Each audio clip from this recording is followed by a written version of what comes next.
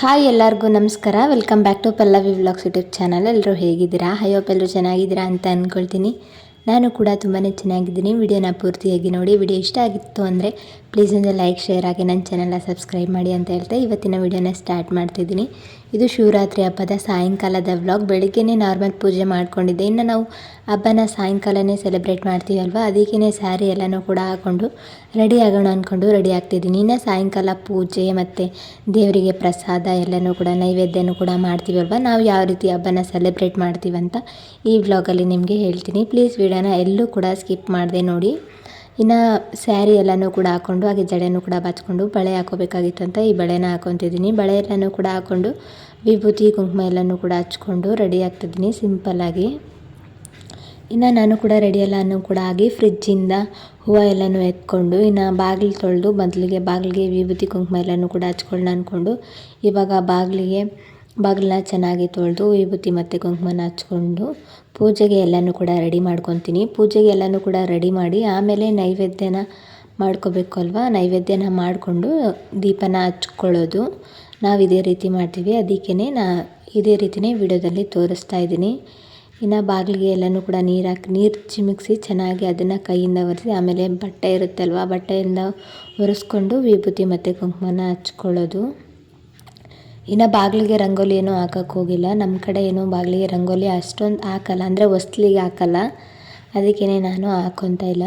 ಇನ್ನು ವಿಭೂತಿ ಕುಂಕುಮ ಎಲ್ಲನೂ ಕೂಡ ಹಚ್ಕೊಂಡು ಹೂವನ್ನು ಕೂಡ ಎಲ್ಲನೂ ಕೂಡ ಇಟ್ಕೊಂಡು ಹಾಗೆಯೇ ದೇವರಿಗೂ ಕೂಡ ಹೂವು ಎಲ್ಲನೂ ಕೂಡ ಇಟ್ಟು ದೇವ್ರ ಫೋಟೋ ಎಲ್ಲನೂ ಕೂಡ ತೊಳೆದು ಇನ್ನು ಎಲ್ಲನೂ ಕೂಡ ರೆಡಿ ಮಾಡಿದೆ ಪೂಜೆಗೆ. ಬೆಳಿಗ್ಗೆ ಸಿಂಪಲ್ಲಾಗಿ ಪೂಜೆ ಮಾಡಿದ್ವಿ. ಇನ್ನು ಇವಾಗ ಸ್ವಲ್ಪ ಫೋಟೋ ಎಲ್ಲನೂ ಕೂಡ ತೊಳೆದು ಹೂವು ಎಲ್ಲನೂ ಕೂಡ ಇಟ್ಟು ರೆಡಿ ಮಾಡಿದೆ. ಇನ್ನು ಪ್ರಸಾದನ ಮಾಡಬೇಕು ಅಲ್ವಾ, ಅದಕ್ಕೇ ಮೊದಲಿಗೆ ಕಡಲೆಕಾಳನ್ನ ಕುಕ್ಕರ್ಗೆ ಕುದಿಲಿಕ್ಕೆ ಹಾಕೋಣ ಅಂದ್ಕೊಂಡು ಬೆಳಿಗ್ಗೆನೇ ನೆನೆಸಿಟ್ಟಿದ್ದೆ. ಅದೆಲ್ಲನೂ ಕೂಡ ಚೆನ್ನಾಗಿ ನೆಂದಿತ್ತು. ಅದಕ್ಕೇ ಸ್ವಲ್ಪ ನೀರೆಲ್ಲನೂ ಕೂಡ ತೆಗೆದು ಸ್ವಲ್ಪ ಉಪ್ಪು ನೀರನ್ನು ಹಾಕಿ ಕುಕ್ಕರ್ ಲಿಡ್ನ ಕ್ಲೋಸ್ ಮಾಡಿ ಒಂದು 3 ವಿಸಲ್ ಕುಕ್ಕರ್ನ ಕೂಗಿಸ್ಕೋಬೇಕು. ಕಡಲೆ ಕಾಳಲ್ವ ಸ್ವಲ್ಪ ಬೇಗ ಬೇಯಲ್ಲ, ಅದಕ್ಕೇ ಒಂದು 3 ವಿಸಲ್ನ ಕೂಗಿಸ್ಕೊತಿದ್ದೀನಿ. ಇನ್ನು ಆ ಕಡೆ ಸೈಡ್ಗೆ ಸ್ವಲ್ಪ ಹಾಲನ್ನು ಕೂಡ ಕಾಯ್ಲಿಕ್ಕೆ ಇಟ್ಕೊತಿದ್ದೀನಿ. ಹಣ್ಣುಗಳದ್ದು ನೈವೇದ್ಯ ಮಾಡಬೇಕಲ್ವ, ಅದಕ್ಕೇ ಹಾಲು ಬೇಕು. ಅದಕ್ಕೇ ಅದು ಕುದ್ದು ಎಲ್ಲನೂ ಕೂಡ ಕಂಪ್ಲೀಟಾಗಿ ಕೂಲ್ ಆಗಬೇಕಲ್ವ, ಅದಕ್ಕೇ ಹಾಲನ್ನು ಕೂಡ ಕಾಯ್ಲಿಕ್ಕೆ ಇಟ್ಕೊಂಡು ಇನ್ನು ಕರ್ಬೂಜ ಹಣ್ಣಿನ ಮೇಲಿರೋ ಸಿಪ್ಪೆ ಹಾಗೆ ಬೀಜ ಎಲ್ಲನೂ ಕೂಡ ತೆಗೆದು ಚಿಕ್ಕ ಚಿಕ್ಕ ಪೀಸಾಗಿ ಇದನ್ನು ಕಟ್ ಮಾಡ್ಕೋಬೇಕು. ಅದಕ್ಕೇ ಮೊದಲಿಗೆ ಸಿಪ್ಪೆ ಬೀಜ ಎಲ್ಲನೂ ಕೂಡ ತೆಗೆದು ಇದನ್ನು ಚಿಕ್ಕ ಚಿಕ್ಕ ಪೀಸಾಗಿ ಕಟ್ ಮಾಡ್ಕೊತಿದ್ದೀನಿ. ಇಷ್ಟು ಫಾಸ್ಟಾಗಿ ಏನು ಕಟ್ ಮಾಡ್ತಾಯಿಲ್ಲ, ವಿಡಿಯೋ ತುಂಬ ಲೆಂತಿ ಆಗಿಬಿಡುತ್ತೆ. ಬರೀ ಕಟ್ ಮಾಡೋದಂದರೆ ನಿಮ್ಗೆ ಕೂಡ ಬೋರ್ ಆಗುತ್ತೆ ಅಲ್ವಾ, ಅದಕ್ಕೇ ಸ್ವಲ್ಪನೇ ಹಾಕಿದ್ದೀನಿ ಅಷ್ಟೇ. ಇನ್ನು ಬಾಳೆಹಣ್ಣನ್ನು ಕೂಡ ತೊಗೊಂಡು ಅದು ಸಿಪ್ಪೆ ಇರುತ್ತಲ್ವ, ಬಾಳೆಹಣ್ಣು ಸಿಪ್ಪೆನೂ ಕೂಡ ತೆಗೆದು ಇದನ್ನು ಕೂಡ ಚಿಕ್ಕ ಚಿಕ್ಕದಾಗಿ ಕಟ್ ಮಾಡ್ಕೊತಿದ್ದೀನಿ. ಒಂದು 3 ಬಾಳೆಹಣ್ಣ ತೊಗೊಂಡಿದ್ದೀನಿ, ಒಂದು ಕರ್ಬೂಜನ ತೊಗೊಂಡಿದ್ದೀನಿ. ಕರ್ಬೂಜನ ಕಟ್ ಮಾಡಿ ಸೈಡಲ್ಲೇ ತಿಟ್ಕೊಂಡು 3 ಬಾಳೆಹಣ್ಣನ್ನು ಕೂಡ ಚಿಕ್ಕ ಚಿಕ್ಕದಾಗಿ ಕಟ್ ಮಾಡ್ಕೊತಿದ್ದೀನಿ.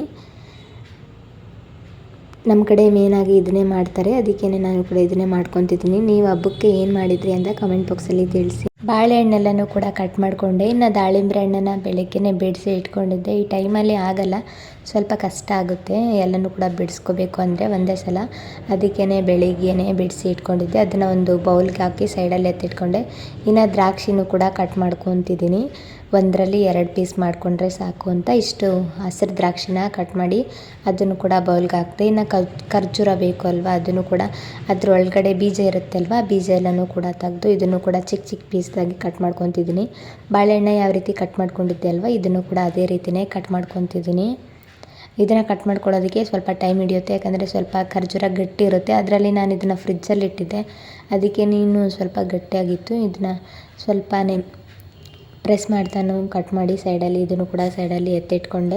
ಇನ್ನು ಬಾಳೆಹಣ್ಣು, ದ್ರಾಕ್ಷಿ ಹಣ್ಣು, ಕರ್ಬೂಜ ಮತ್ತು ದಾಳಿಂಬೆ, ಖರ್ಜೂರ ಇಷ್ಟೆಲ್ಲನೂ ಕೂಡ ತೊಗೊಂಡಿದ್ದೀನಿ. ಇನ್ನು ಇದನ್ನು ಮಾಡ್ಕೊಳ್ಳೋದಕ್ಕೆ ಎಲ್ಲ ಹಣ್ಣನ್ನು ಕೂಡ ಒಂದು ಪಾತ್ರೆಗೆ ಹಾಕ್ಕೊತಿದ್ದೀನಿ. ಬಾಳೆಹಣ್ಣು, ಕರ್ಬೂಜ, ದ್ರಾಕ್ಷಿ, ದಾಳಿಂಬೆ, ಖರ್ಜೂರ ಇಷ್ಟೆಲ್ಲ ಹಣ್ಣನ್ನು ಕೂಡ ಒಂದು ಪಾತ್ರೆಗೆ ಹಾಕ್ಕೊತಿದ್ದೀನಿ.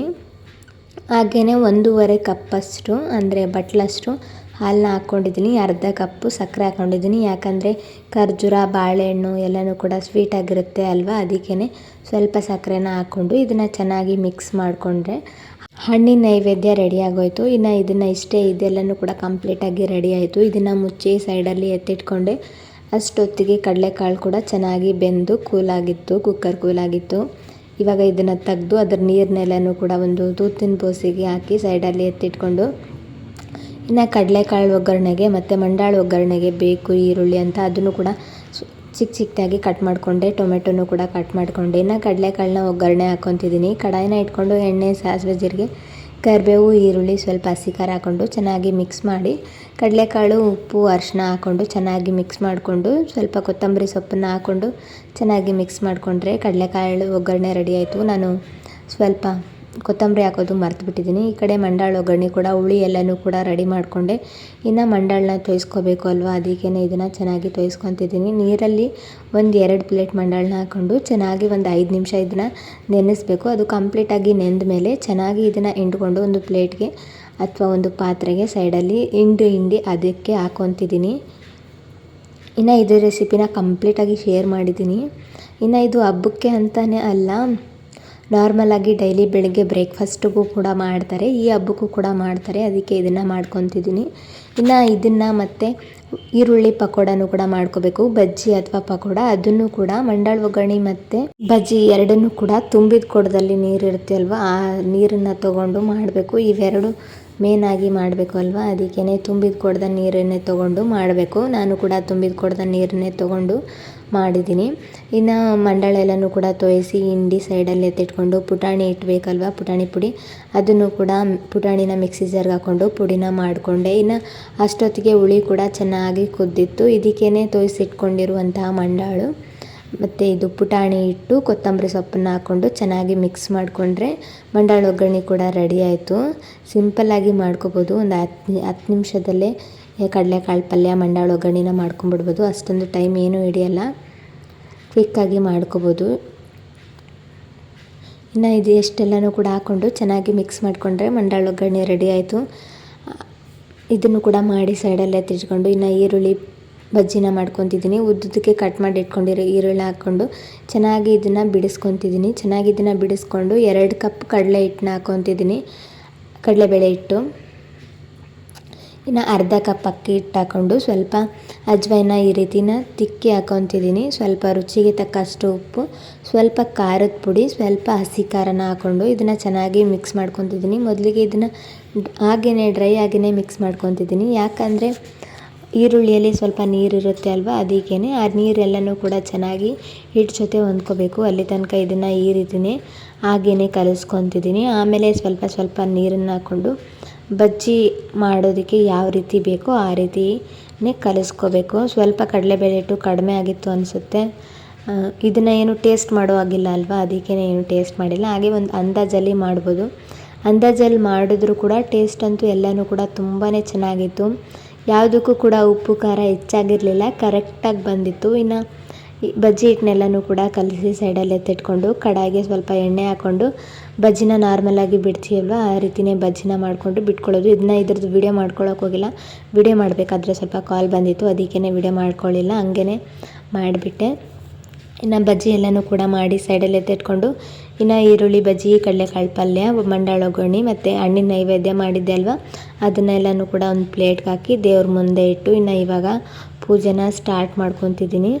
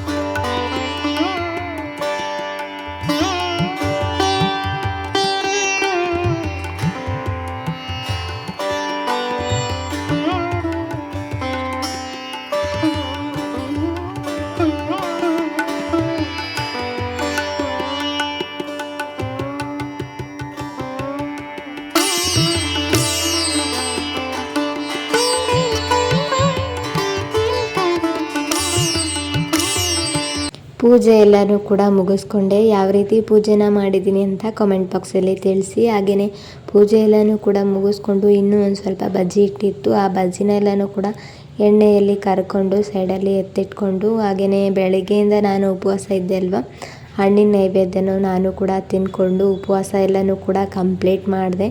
ಇನ್ನು ಸ್ವಲ್ಪ ಹಣ್ಣಿನ ನೈವೇದ್ಯ ಉಳಿದಿತ್ತು, ಬಾಕ್ಸಲ್ಲಿ ಹಾಕಿ ಫ್ರಿಜ್ಜಲ್ಲಿ ಎತ್ತಿಟ್ಕೊಳ್ಳೋಣ ಅಂದ್ಕೊಂಡು ಫ್ರಿಜ್ಜಲ್ಲಿ ಎತ್ತಿಟ್ಕೊಂಡು ಸ್ವಲ್ಪ ಬಜ್ಜಿ ಕರೆದಿದ್ದು ಎಣ್ಣೆ ಇತ್ತು ಅಲ್ವಾ, ಅದನ್ನು ಚೆನ್ನಾಗಿ ಸೋಸ್ಕೊಂಡು ಆಯಿಲ್ ಬಾಟಲಲ್ಲಿ ಹಾಕಿ ಅದನ್ನು ಕೂಡ ಸ್ಟೋರ್ ಮಾಡಿಕೊಂಡೆ. ಇನ್ನು ಕಿಚನ್ ಕೌಂಟರ್ ಟಾಪ್ ಗ್ಯಾಸ್ ಎಲ್ಲನೂ ಕೂಡ ಗಲೀಜಾಗಿಬಿಟ್ಟಿತ್ತು. ಎಲ್ಲ ಅಡುಗೆನೂ ಕೂಡ ಮಾಡಿದ್ದೆ ಅಲ್ವಾ, ಅದಕ್ಕೇ ಸ್ವಲ್ಪ ವಿಮ್ ಜೆಲ್ನ ಹಾಕಿ ಮೊದಲಿಗೆ ಚೆನ್ನಾಗಿ ಇದನ್ನು ಸ್ಕ್ರಬ್ ಮಾಡಿಕೊಂಡು ಆಮೇಲೆ ಒಂದು ಬಟ್ಟೆನ ತೊಗೊಂಡು ಇನ್ನು ಆ ಬಟ್ಟೆನ ಚೆನ್ನಾಗಿ ಹಿಂಡಿ ಒರೆಸ್ಕೊಂಡೆ. ಇನ್ನು ಟೈಲ್ಸ್ ಅಡುಗೆ ಮಾಡಬೇಕಾದ್ರೆ ಟೈಲ್ಸ್ಗೆಲ್ಲನೂ ಕೂಡ ಸಿಡಿದ್ಬಿಟ್ಟಿರುತ್ತೆ ಅಲ್ವಾ, ಎಣ್ಣೆ ಎಲ್ಲನೂ ಕೂಡ, ಮತ್ತು ಕುಕ್ಕರ್ ಕೂಡ ಎಲ್ಲನೂ ಕೂಡ ಕೂಗಿ ಸಿಡಿದ್ಬಿಟ್ಟಿರುತ್ತೆ. ಅದನ್ನು ಕೂಡ ಸ್ವಲ್ಪ ಗಲೀಜಾಗಿರುತ್ತೆ ಅಂತ ಅದನ್ನು ಕೂಡ ಎಲ್ಲನೂ ಕೂಡ ಚೆನ್ನಾಗಿ ಕ್ಲೀನ್ ಮಾಡಿಕೊಂಡು, ಸ್ವಲ್ಪ ಪಾತ್ರೆ ಇತ್ತು ಅಂತ ಅದನ್ನು ಕೂಡ ತೊಳೆದು ಮಲ್ಕೊಂಡೆ. ಹಾಗೆ ಶಿವರಾತ್ರಿ ಹಬ್ಬದ ವ್ಲಾಗ್ನ ನಾನು ಇಲ್ಲಿಗೆ ಎಂಡ್ ಮಾಡ್ತಾಯಿದ್ದೀನಿ.